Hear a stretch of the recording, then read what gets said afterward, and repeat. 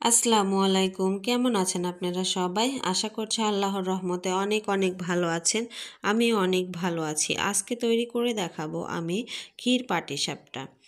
এবং এই পিঠাটা অনেক সময় ধরে কিভাবে সফট থাকবে সেই টিপসটি আজ আমি আপনাদের সঙ্গে শেয়ার করব। আশা করছি পুরো ভিডিওর সাথেই থাকবেন। আর ভিডিওটি যদি ভালো লাগে একটা লাইক করে দিন আর সাবস্ক্রাইব করে আমার পাশে থাকবেন। পাশে থাকা বেল বাটনটা প্রেস করে দিন। নতুন নতুন ভিডিও ছাড়ার সঙ্গে সঙ্গে নোটিফিকেশন পৌঁছে যাবে আপনাদের কাছে। শীত এলেই যেন পিঠাপুলি খাওয়ার ধুম পড়ে যায় সবার বাড়িতে। আর ভর শীত জুড়েই কিন্তু নানান রকম পিঠার আয়োজন করে থাকে সবার বাড়িতে। শীতের মাস জুড়েই কিন্তু বাড়িতে বাড়িতে বিভিন্ন রকম পিঠাপুলি খাওয়ার আয়োজন হয়ে থাকে। তবে এক এক অঞ্চলে এক এক ধরনের পিঠা কিন্তু তৈরি করে থাকে। এখন আমি পিঠাটা একটু ছিঁড়ে দেখাচ্ছি আপনাদেরকে। দেখেন কতটা সুন্দর হয়েছে আমার এই পিঠাগুলো এবং অনেক সময় ধরে খুবই সফট থাকবে। আশা করছি ভিডিওটি আপনাদের ভালো লাগবে। এখন আমি একটা বোল নিয়ে নিয়েছি। বোলে আমি 1 কাপ পরিমাণ চাউলের গুঁড়া দিয়ে দিলাম আর আমি হাফ কাপ পরিমাণ দিয়ে দিলাম ময়দা। আমি হাফ চামচ দিয়ে দিলাম লবণ আর আমি 2 টেবিল চামচ দিয়ে দিচ্ছি চিনি। এখন আমি দিয়ে দিচ্ছি গুঁড়া দুধ। গুঁড়া দুধটা দিলে পিঠাটার টেস্টটা কিন্তু বেড়ে যায়। আমি আরও 1 টেবিল গুঁড়া দুধ ব্যবহার করব একটু পরে। আমি এগুলো এখন একটু মিশিয়ে নিচ্ছি। মিশিয়ে নিয়ে আমি আবারও 1 টেবিল চামচ গুঁড়া দুধ, আমি মোট 2 টেবিল চামচ গুঁড়া দুধ অ্যাড করেছি। এখানে আমি কুসুম গরম পানি দিয়ে এই ব্যাটারটা গুলিয়ে নিচ্ছি। এই কুসুম গরম পানিটা দেওয়ার কারণেই কিন্তু আপনার এই পিঠাটা অনেক সময় ধরে সফট থাকবে।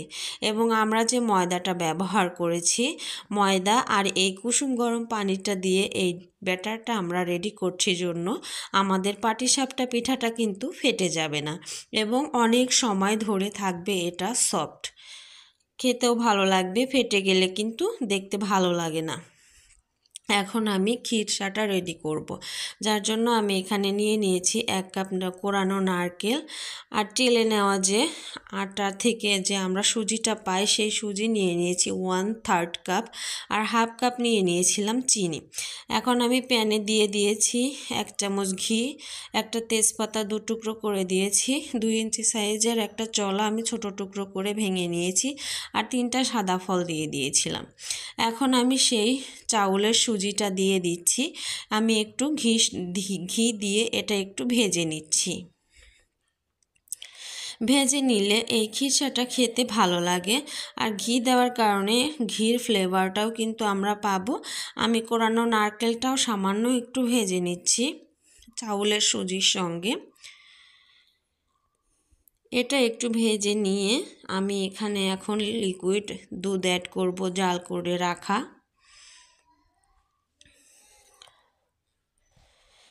এটা সুন্দর করে ভেজে নিলে খিরসাটা ভালো হয়।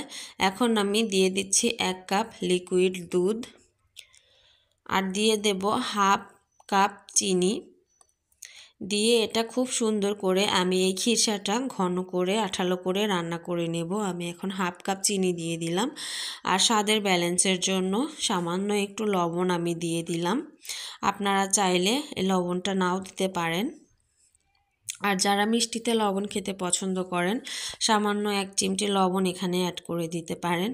দেখেন এরকম অনবরত কিন্তু একটু সময় নিয়ে একটু পরপর নাড়াচাড়া করতে হবে, না হলে কিন্তু নিচে লেগে যেতে পারে। এখন আমি খুব সুন্দর করে একটু নাড়াচাড়া করে এটাকে একদম দেখেন শুকিয়ে আঠালো হয়ে আসছে, প্যান থেকে ছেড়ে আসছে, মানে আমার খিরসাটা রেডি হয়ে গিয়েছে। আমি এটা নামিয়ে নিলাম। এখন আমি ব্যাটারটা দেখিয়ে দিচ্ছি। ব্যাটারটা কিন্তু আগে থেকে অনেকটা ঘন হয়ে এসেছে। আমি এখানে আরও একটু পানি অ্যাড করব। আমি আবারও 1 টেবিল চামচ কুসুম গরম পানি এখানে অ্যাড করে দিলাম। আপনারা পিঠাটা তৈরি করার সময় বুঝতে পারবেন ব্যাটারটা ঘন হলে কিন্তু পিঠাটা পুর হয়ে যাবে আর একটু পাতলা হলে আপনার রুটিটা কিন্তু অনেক সুন্দর পাতলা হবে এবং খুব সহজে ছড়ে যাবে। আমি কিন্তু পরবর্তীতে 2 টেবিল চামচ গরম পানি, কুসুম গরম পানি কিন্তু আমি এখানে অ্যাড করে নিয়েছিলাম। আমি একটুখানি ব্যাটার আলাদা করে নিয়েছি। এখানে আমি ফুড কালার দিয়ে দিচ্ছি একটু ডিজাইন করার জন্য। আমি এরকম একটা সসের বটল নিয়ে নিয়েছি। এখন এটা এই বটলের মধ্যে নিয়ে নেব। দেখেন আমি নিয়ে নিয়েছি। এটা আমাদের ডিজাইন করার জন্য কাজে লাগবে। এখন আমি প্যান বসিয়ে দিয়েছি। প্যানটা হালকা গরম হয়েছে। আমি একটু তেল দিয়ে মুছে দিয়েছি প্যানটা। এখন আমি একটু ডিজাইনটা করে নিচ্ছি। দেখেন এরকম সুন্দর করে গোল গোল করে একটু এটা শুকিয়ে আসলে তারপরে কিন্তু আপনাদের এই ব্যাটারটা দিতে হবে, না হলে কিন্তু কালারটা মিশে যেতে পারে। দেখেন আমি এভাবে একটু গড়িয়ে নিলাম। আমার ব্যাটারটা কতটা পাতলা হয়েছে আপনারা দেখেই বুঝতে পারছেন। আমি একটু ঢাকা দিয়ে দিলাম, এতে করে রুটিটা খুব ভালোভাবে তাড়াতাড়ি সিদ্ধ হয়ে যাবে। আর সিদ্ধ হয়ে গেলে কিন্তু রুটির কালারটাই চেঞ্জ হয়ে যাবে, আপনারা দেখলেই বুঝতে পারবেন যখন এটা তৈরি করবেন। দেখেন রুটিটার কালার কিন্তু চেঞ্জ হয়ে এসেছে। আমি এখন ক্ষীরটা দিয়ে দিচ্ছি।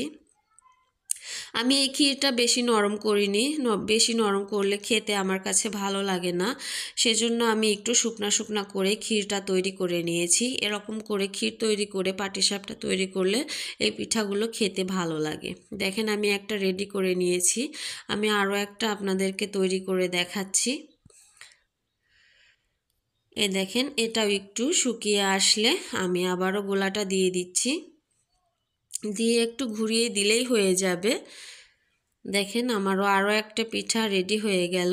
আমি একটু ঢাকা দিয়ে দিচ্ছি, খুব বেশি না, 1-2 মিনিট ঢাকা দিলেই হয়ে যাবে। দেখেন আমি আবারও ক্ষীরটা দিয়ে দিচ্ছি। এখন ভাঁজ করে নেব। এরকম করে আমি সবগুলো পিঠা তৈরি করে নেব।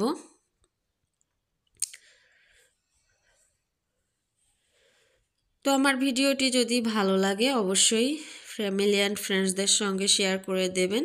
দেখেন আমি সবগুলো পিঠা এভাবে করে তৈরি করে নিয়েছি।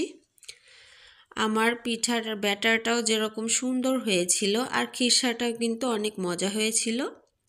আশা করছি ভিডিওটি দেখে বাসায় একবার হলেও ট্রাই করবেন। সবাই ভালো থাকবেন, সুস্থ থাকবেন।